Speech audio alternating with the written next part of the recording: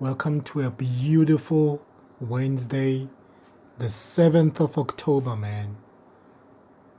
We were watching USD Swissy. And how beautiful it is that when you wake up in the morning, you see something that you know will pay out based on the flashcards in your homework. That's exactly what happened today, guys. Today, there was just beautiful opportunities in the markets to just book money quickly and get out. You know, we don't love this thing of scalping. We are not scalpers. We are snipers. You need to know your setup. So right off the bat, we were watching USD Swissy. And the first thing that we saw, it was the blueberry that Steve always talks about. The blueberry is that blue EMA at the top. You see that? That EMA, it meant that people were selling like crazy. So once people saw those big bars coming down, you can imagine they were getting excited.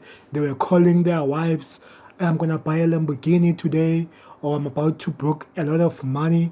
So you know that when people become excited, they invite each other into the trading like, yeah, I'm right. Let's all sell this. So they were selling. And what did the market makers do? They said, okay, let's give you what you want for a brief time until you get in with all of your account. That's exactly what happened, man. The market makers made people believe that this was going to be a sell forever. So by him making those big bursts going down, we knew exactly where he was going to stop. How do you know exactly where a pair is going to stop? Number one, we need to look at price action. Price action demonstrates to us that this guy, he comes from the high of the day and then he's making the straight drop. It looks like he's jumping off a cliff. You see that? People were selling this like crazy, man. People on the other groups, they were getting excited on their 4-hour time frames and their daily time frames. The market makers were telling these guys to keep selling. So we knew that as time goes on, this guy is going to make a huge reversal. So we were ultimately ready to see that reversal. But let's get technical. How did we see it? How did we know? This is what people want to understand, right? Now, let's make it easy for you to understand. The market makers look at the TDI. The TDI says to us that this guy was squeezing the price. Squeezing of the price is when you see the bands, the volatility bands tighten up. When you see the market volatilities tighten up during the Asian session, that telegraphs to us that the market makers, they have collected money from the Asian session, so they did not want to release it so that they can make a big burst down or big bursts down. So that's exactly what happened. So during the Asian session, this guy made definitely sure that he induces people who are trading the higher time frames, people who thought this thing was gonna continue going down based on the higher time frames that people trade. So the market makers were like, yes, this is the moment. We have squeezed the bands, we have squeezed the money, so we do not want money to be released at the top. So let's begin first at the bottom and make the higher time frame guys sell this. And that's exactly what happened, guys. They made sure people saw this. They made sure people call each other to sell this. So what happened? The market makers were like, okay, how much money do we have? We have somewhere around 50 billion or 100 billion trapped down there. So we knew TDI's price was going below the 32 area, and we can also see that the price is out of our volatility bands. Do you see that? Look at the TDI. You will see that the price just plunged off the cliff. They came off of the bands and then they started to hit the 32 areas.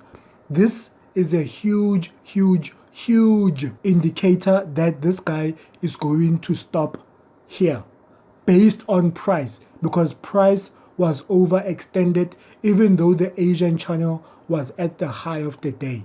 You see the deception? So people who don't know those type of things, they were like, okay, this is a beautiful setup for me to get in. And that's exactly what happened. People saw those big bars and look at them. They're beautiful, right? Those big bars are just spectacular going down. So people chased it. I guarantee you people chased this. Once people started to chase it and coming back down, the market makers were like, ha, we got the 50 billion or 100 billion down there. So what do?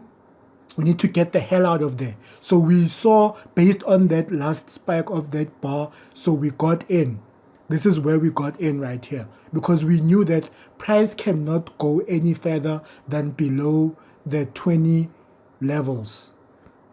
Price needs to reverse at some point based on how they fell, because you need to look at all the other things in the chart. So when you look at why this person made what he did, you start to realize that, oh, I understand. These guys, they were making sure that people were biting this. They made definite sure people made a bite. So once they made the bite, market makers started to work this area now. Look closely at what these guys are about to do. They are gonna take their time. Now look at that. They left a spike and opened another candle. You see that? That even makes the trade more solid for us. Even though it was an early entry, but it is a solid setup that is going to pause here and potentially work the area, which that's exactly what he did. And trades like this, you're not supposed to aim for the moon. You just need to aim for like 20, 15 pips and just scale in. So some of us took another entry there. We took another shot. We shot him right there. So we just sat patiently to see what he's going to do. In the back of our minds, we know that people sold this because we know that people are impulsive. You understand? We know that people are very impulsive. They trade based on what they just see, and they trade based on seeing big candles. So it's like, hurry up, we are missing this one, we are missing it. And then the market makers made sure that they perpetuate that stuff by making sure that people see the big bars. So after people saw those big bars, people started to sell. Let me not say people started to sell. You started to sell, isn't it? You started to sell this because you knew that the higher time frames was giving you the go ahead to sell it. Even the bars were beautiful for you to start selling. So once we saw this big bar coming down, it was like, okay, the price is still not inside the volatility bands. Price needs to get inside the volatility bands for us to make sure that we are in a perfect trade. So because we entered early, we knew that we were going to face a little bit of hit based on the early entries.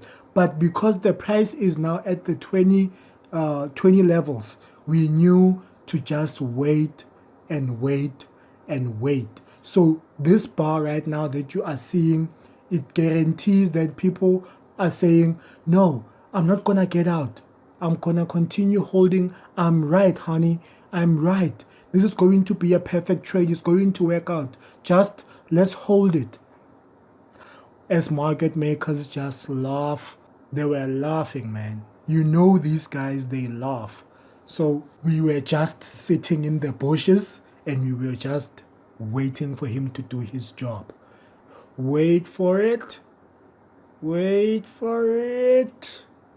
Those who even started to sell early, they were instantly in a drawdown.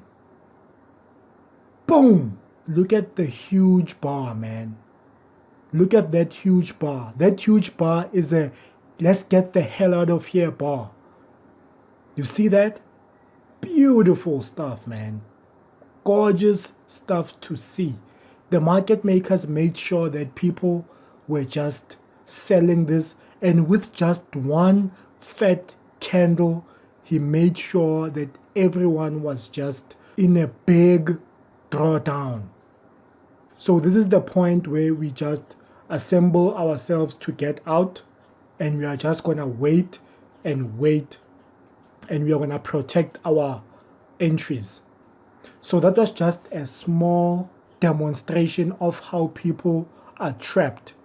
People are being shown something that the market makers won't do. So that is a deception. You remember the previous video, I think 2 videos back, I talked about the market makers know the pattern. The market makers, they know where they need to go regardless of your Fibonacci's. So this was just an easy setup to pick out.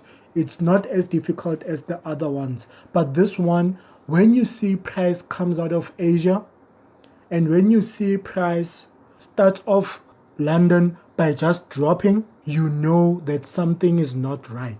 We know that people who are just waking up to this, they are just saying, oh my God, look at that big bar, or look at those big bars. And let me quickly look at my higher time frame and see what my higher time frame is saying, only to find out that the higher time frame is saying, no man, it's good to sell. That's what the higher time frame is doing. Please leave a like, please comment if you want to comment, and dislike if you want to dislike, because I understand that when I say Fibonacci's are garbage, when I say trend lines are garbage, people who are trading that, they feel super offended. And it's understandable, because people who are trading this, they've been doing it for a long time. So for someone to come who is new to tell them that the lines are garbage, the Fibonacci's are garbage, the Bollinger Bands are garbage, you know, it's like I'm shooting them right in the heart, man. So that's just the truth, man. Otherwise, there will be a lot of people who are making money. So people are not making money, and it's unfortunate that people are lying, and people are not showing how they enter, and people are just saying, I'm profitable. No, you're not profitable, sir.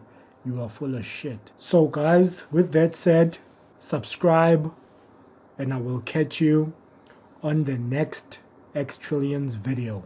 Trade with precision.